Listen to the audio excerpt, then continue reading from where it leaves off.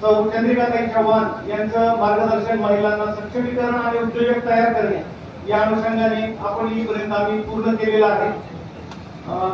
आता या कार्यक्रमामध्ये आपण आलेला आहात त्या अनुषंगाने काही शेतकऱ्यांनी यावर्षी बीड जिल्ह्यामध्ये कापूस या पिकामध्ये अतुलनीय असं योगदान दिलेलं आहे। माननीय पंतप्रधान महोदयांनी जी योजना जाहीर केलेली आहे राष्ट्रीय अन्न सुरक्षा अभियान, या अभियानामध्ये कापूस पिकाचा समावेश केल्यानंतर कापूस लागवडीमध्ये जे बदल आहे ते शेतकरी अगदी व्यवस्थितपणे उतरवताना दिसत आहे। 12 क्विंटल आणि त्याच्यापेक्षा जास्त उत्पादन काढणारे काही शेतकरी आज या ठिकाणी उपस्थित आहेत। आपण त्यांचा सन्मान मान्यवर व्यासपीठांच्या हस्ते करणार आहोत। मी एका शेतकऱ्याचं नाव घेतो, आपण थोडं लवकर यायचं आहे कारण आपल्याला आणखी एक खूप मोठं मार्गदर्शन ऐकायचं आहे। त्या अनुषंगाने मी मान्यवर व्यासपीठास विनंती करतो की आपण या शेतकऱ्यांना सन्मानित करावं। प्रशांत ज्ञानोबा गडकर राजेवाडी इथले शेतकरी आहेत, BA पर्यंत शिक्षण झालेलं आहे। एकरी 12 क्विंटल प्रति एकर एवढं उत्पादन त्यांनी घेतलेलं आहे। सौ सुनीता संजय सोळंके कोळपिंपरी यांनीही 12 क्विंटल उत्पादन हे प्रति एकरी घेतलेलं आहे। सुनीता संजय सोळंके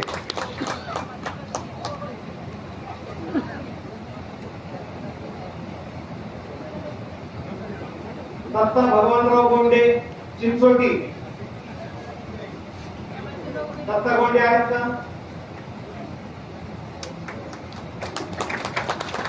दत्ता भगवानराव गोंडे आहेत का?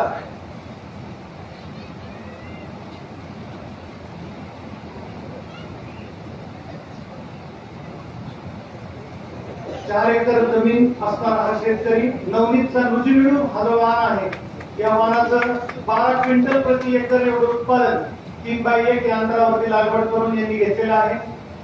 विष्णू श्रीकिशन शेंडगे, विष्णू शेंडगे आहेत का? चला चला बाबा लवकर चला।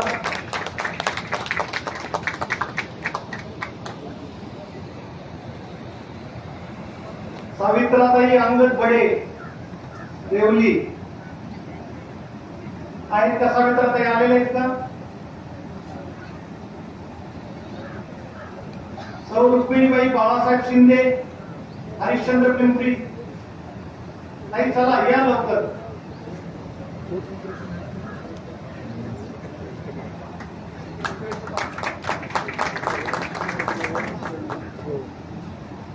त्या महिला शेतकरी आहेत 13 क्विंटल प्रति एकर उत्पादन।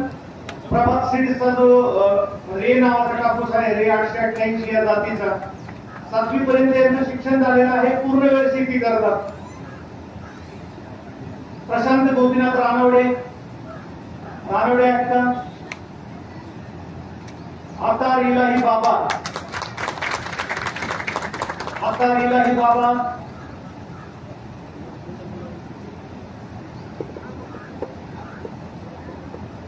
ईश्वर प्रकाश मुळे कमलपूर,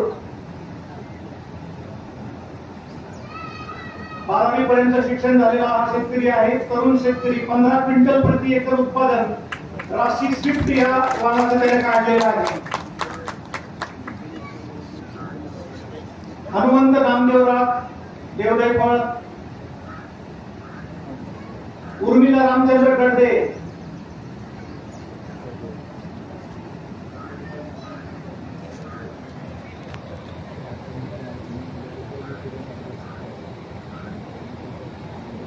उत्तमराव सोळंके,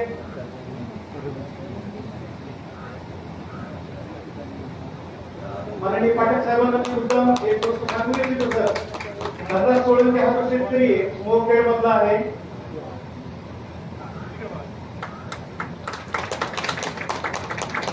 एकरी 25 क्विंटल उत्पादन त्यानं कापसाचं काढलेलं आहे सर यावर्षी।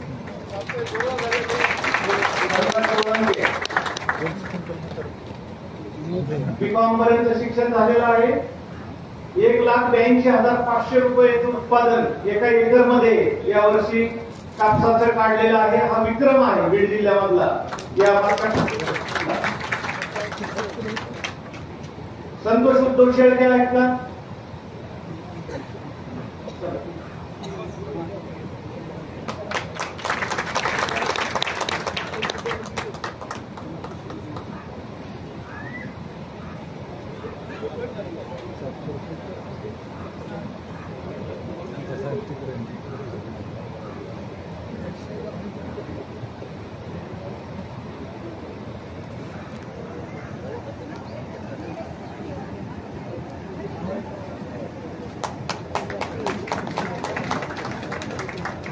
आजच्या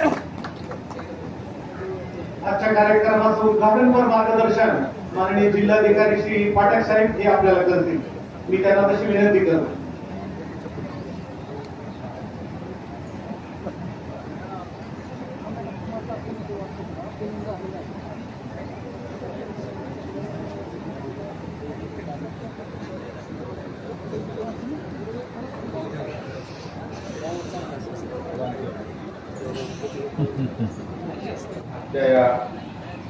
कृषी विज्ञान केंद्र किंवा आयोजित शेतकरी मेळाव्यासाठी मंचावर उपस्थित असलेले राजसाहेब कुलकर्णी साहेब, साहेब, चव्हाणताई आणि सर्व उपस्थित मान्यवर आपण सर्व शेतकरी बंधू आहेत. खरं तर हा कापूस पिकाबद्दलचा मेळावा आहे, परंतु ताईने आता आपल्यासमोर अनमोलाचं मार्गदर्शन केलेलं आहे. त्याचा धागा पकडून मी आपल्याला सांगू इच्छितो की कृषी विभागामार्फत आमच्याकडे PMFME नावाची शासनाची एक स्कीम आहे की ज्याच्यामध्ये कृषी प्रक्रिया मालाला जो आपला भाव मिळणं असेल, त्याची इन्फ्रास्ट्रक्चर असेल, मशिनरी असेल, याच्यासाठी 35% अनुदानावरती आपण सबसिडी देतो. आणि मला वाटतं एवढं भाषण ऐकल्यानंतर किंवा एवढं मुलाचं मार्गदर्शन ऐकल्यानंतर निश्चितच आपल्या बीड जिल्ह्यातील महिला या कृषी प्रक्रिया उद्योगामध्ये पदार्पण करतील आणि आम्हाला आनंद होईल की त्यांना आमच्या कृषी विभागाच्या योजनेमार्फत त्यांना सहकार्य करता येईल.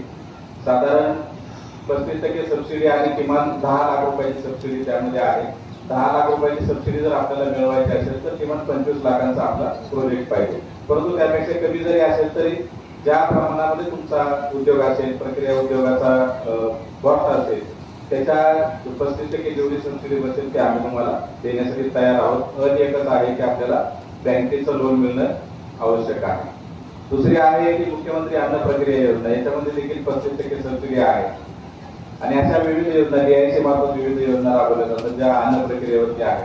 याच्यामध्ये दुसरा फायदा असा आहे की ज्यावेळेस तुम्हाला कृषी प्रक्रिया उद्योगासाठी लोन मिळतं आणि ते लोन जर तुम्ही AIF मध्ये टाकलं, म्हणजे केंद्र सरकारने जे ऍग्रिकल्चर इन्फ्रास्ट्रक्चर फंड नावाची योजना आणलेली आहे, त्याच्यामध्ये AIF मध्ये फक्त ते आपल्याला ऍप्लिकेशन करायचं आहे.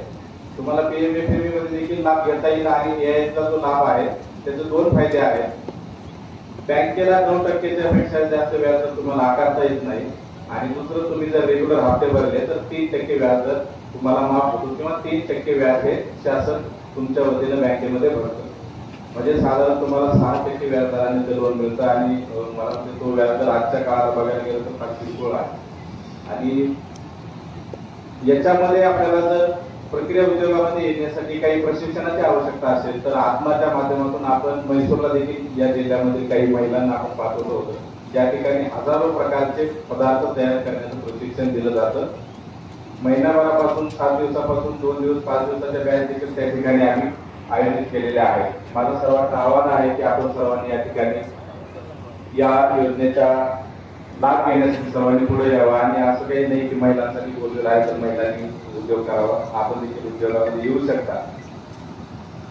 ताईंना मला धन्यवाद द्यावं असं वाटतं की या ठिकाणी जी व्यवस्था होती किंवा ती परंपरा होती की जे महिलेला चूल आणि मूल यामध्ये अडकवत होती, त्या महिलेला आपण घराबाहेर यायला भाग पाडलं आणि उद्योगामध्ये येण्यासाठी प्रोत्साहित केलं आणि ते आर्थिक नागरिकांच्या हातामध्ये आपण देण्यासाठी त्यांना प्रोत्साहित केलं, सहकार्य केलं, मार्गदर्शन केलं.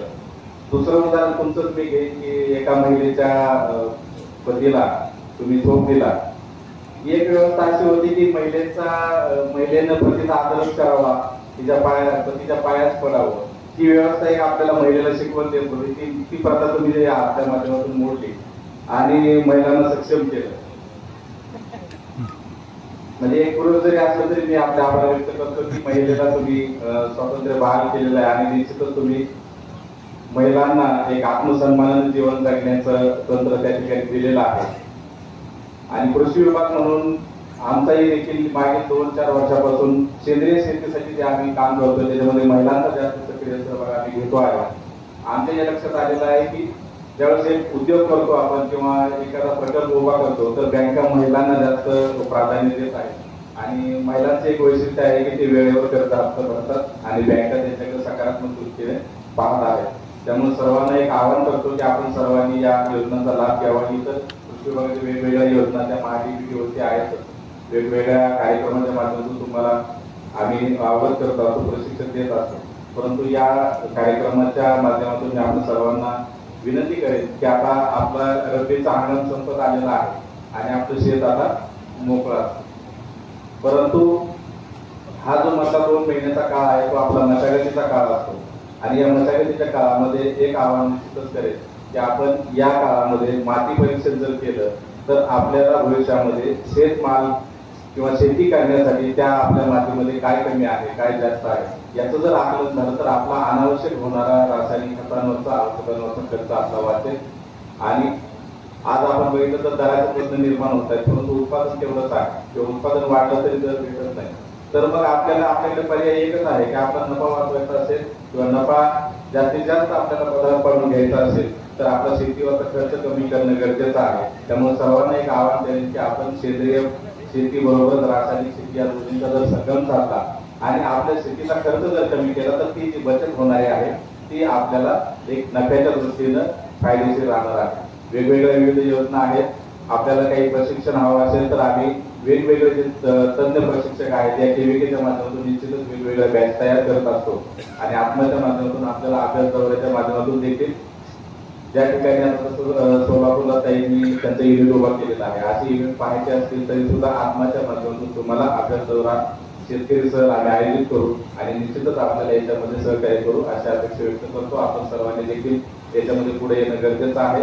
कृषी विभागाच्या वतीने वेळोवेळी ज्या विविध योजना आपल्यापर्यंत पोहोचवण्याचा प्रयत्न करत राहू त्या आपण त्याचा लाभ घ्या ही एक अपेक्षा व्यक्त करतो आणि थांबतो. धन्यवाद.